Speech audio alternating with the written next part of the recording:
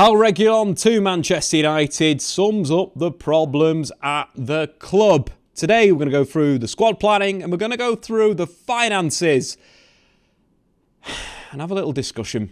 This needs to happen, guys. This has been a pretty bad week for Manchester United. In terms of the squad right now, it arguably hasn't been improved that much since last summer. We're looking at Rasmus Højlund and Andre Onana being the only real difference in the first 11. You're looking at it from a perspective. Mason Mount's probably, come in as the backup number 10. Eriksen, Casemiro at the moment looks like the best balance in midfield. There's been no improvement from a defensive perspective. It's looking like Raphael Varane is going to continually be injury prone. There's been no upgrade there.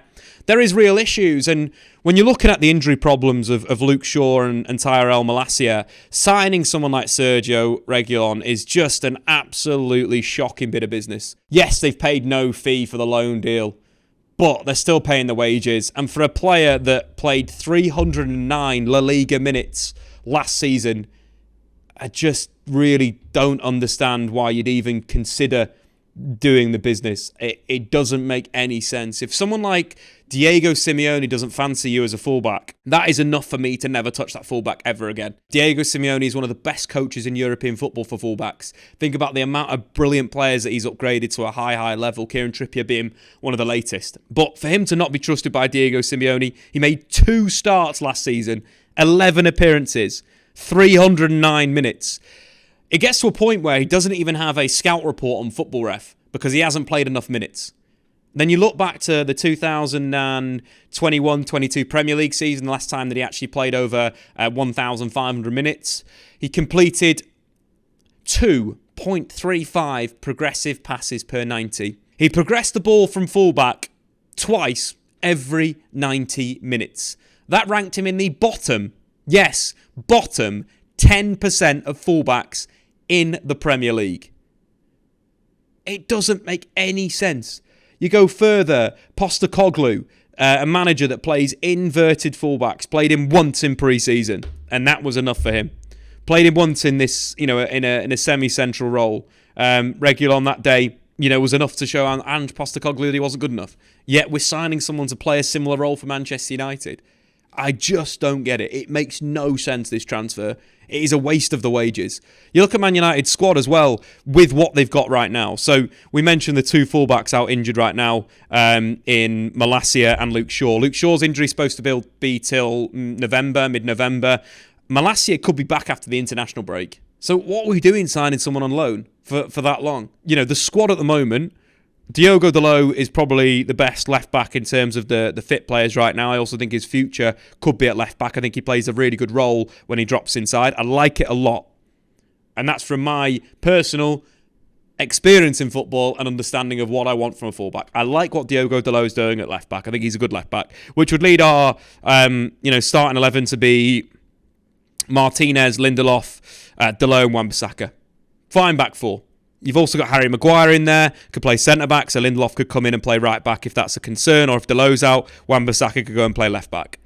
I think the squad is fine. I think the point of going into the market and putting in this loan offer is absolutely garbage, a waste of our time, waste of our negotiation time, just a waste of everything. But when you look at kind of the start of the summer, one of the big things I was looking at is Manchester United need to upgrade their first choice left-back. I believe that. I think one of the players that we mentioned that is would have been attainable for a high fee. Alphonso Davies, 23 years old, leading assist taker in the Bundesliga already this season. That was the player that I would want to get in my ideal transfer window. That was someone that could have been signed with the right finances. You take that out, and obviously, it's Tyrell Malacia and Luke Shaw. That is not a problem. United's back 6 defenders is not a problem. You put on top of that Harry Maguire, there was an offer in for Harry Maguire, he could have left. So Man United have to deal with that now. Harry Maguire is, a first-team player. That's the position that they've built in terms of squad building. But then you look at youth. Alejandro Garnacho. You look at Hannibal Mejbri. You look at Fernandes. These are young players that United have spent money on from signing them from other clubs. And the issue that I've got here is that these players, surely this is the opportunity for Fernandes. This is the time. It has to happen right now. You're looking at 2022, Man United under 23 player of the season. You're looking at 2023, Preston North End young player of the season. That's genuine progression. surely that's worth being the third choice left back at Man United right now. And if there's an injury crisis, keep him. But as well, you look at those players that I've just mentioned there. So Alejandro Garnacho, he didn't come through the academy. He was at Getafe, at Atletico Madrid. United bought him from Atletico Madrid in 2020. You look at Fernandez, Deportivo La Coruña, Real Madrid, signed in 2020. You look at Hannibal Mejbri, FC Paris, Monaco, signed in 2019. These are players that they're not academy players. And this is the thing that we've got to separate academy players from youth players that are signed. Because the academy at the moment is just not producing players. It's really not. You look, one player in that first team squad that's come through in recent years in Kobe Mainoo in central midfield, who's been at United since the age of 9. That's the only player that's come through the academy truly in the last 2 years. You know, you go further than that and it's just a concern. Like, for me, in the academy, you should be producing your Gary Nevilles and your Phil Nevilles.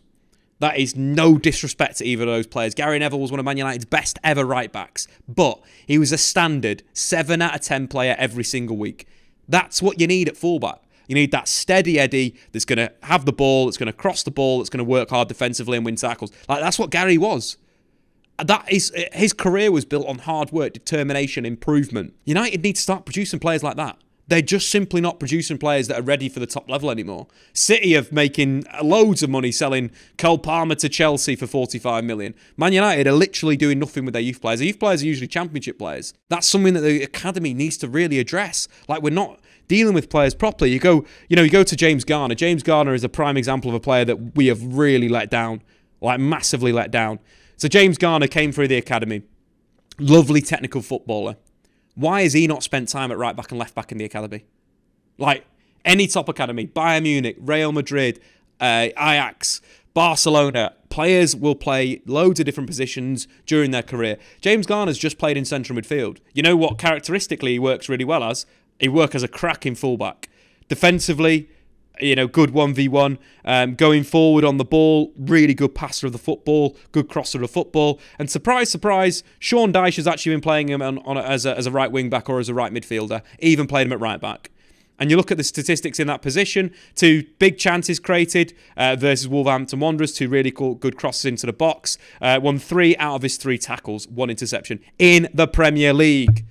We always talk about Burnley fullbacks, or traditionally we talk about Burnley fullbacks being good, probably good fullbacks for top sides in the Premier League. You know, Dwight McNeil, James Garner. Obviously at Everton, it's the same thing. With Sean Dyche, it's the same thing.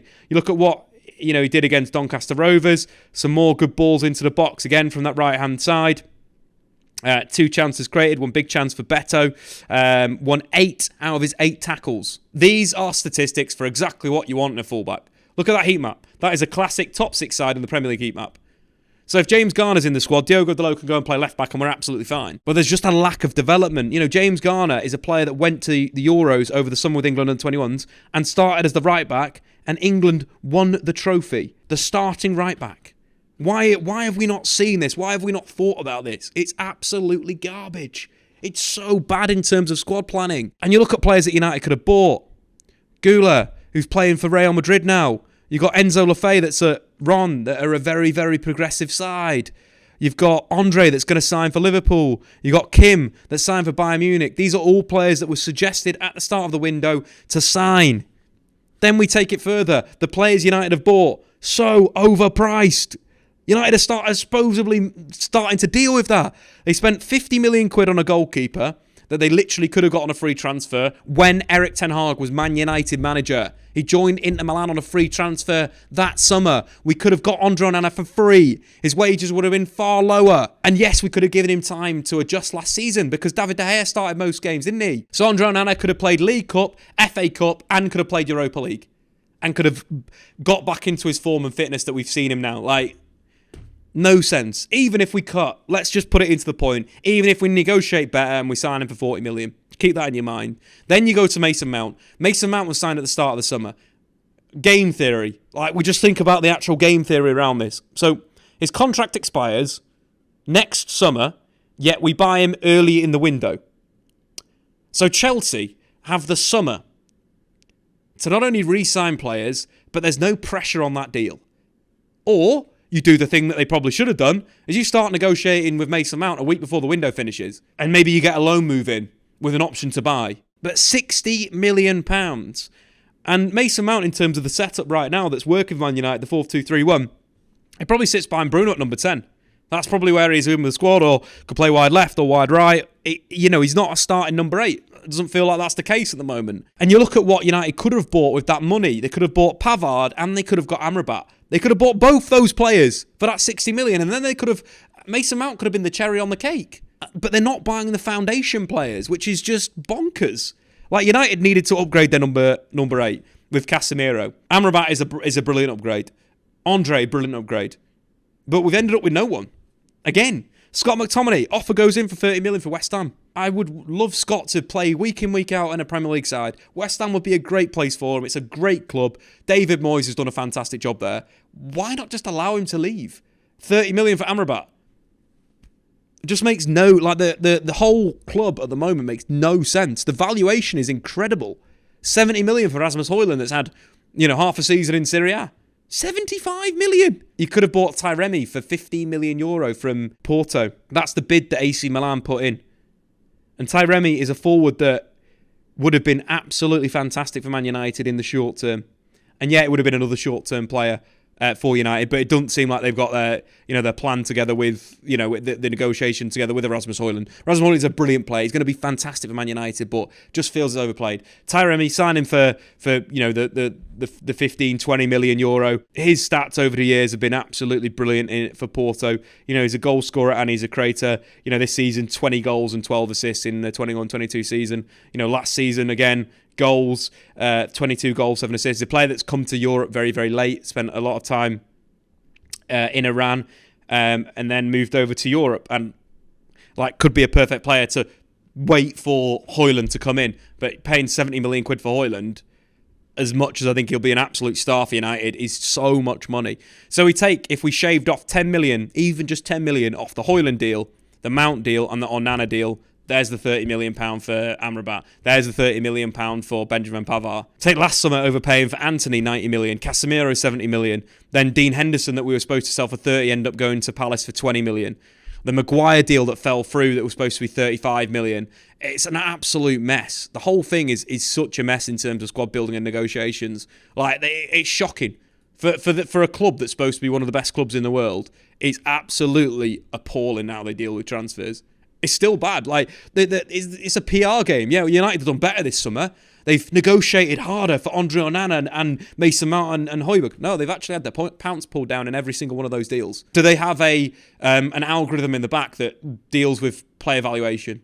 No. Do they have any sense of what a player's worth? Just seems like they make a number. Oh, yeah, that'll do. Chuck another 20 million in there and we'll get that one done. So just to round off this entire big mess, Manchester United's issues with FFP. Money football expert Kieran Maguire on Twitter answering questions. He's obviously getting a lot of DMs why Man United's FFP issues are there, given the Premier League's limit is £105 million loss over 3 years. And he responds, that's not quite the case. The limit is 15 million plus up to 90 million in equity investment by the owners. The Glazer family have only put in 0 million in the 3 years, so the allowable loss is still 15 million. The Glazers are just an absolute bunch of so-and-sos. It's disgusting. Absolutely disgusting. This is the entire thing. Football operation is broken. If they need any help, call me. We can help you out. A number of players that we mentioned over the summer that we could have bought for lesser fees than the players we bought that would have been better suited for the club right now, with better statistics in the underlying way. Let me know. But this is a summation of United's, issues. Sergio Reguilon, Man United. Here we go. Cool. Let's just put him in it. Yeah, there we go. Starting left back for Man United. Yeah, that's cool. Yeah, GG's. If you've enjoyed this rant, smash the like button. Cool. Football.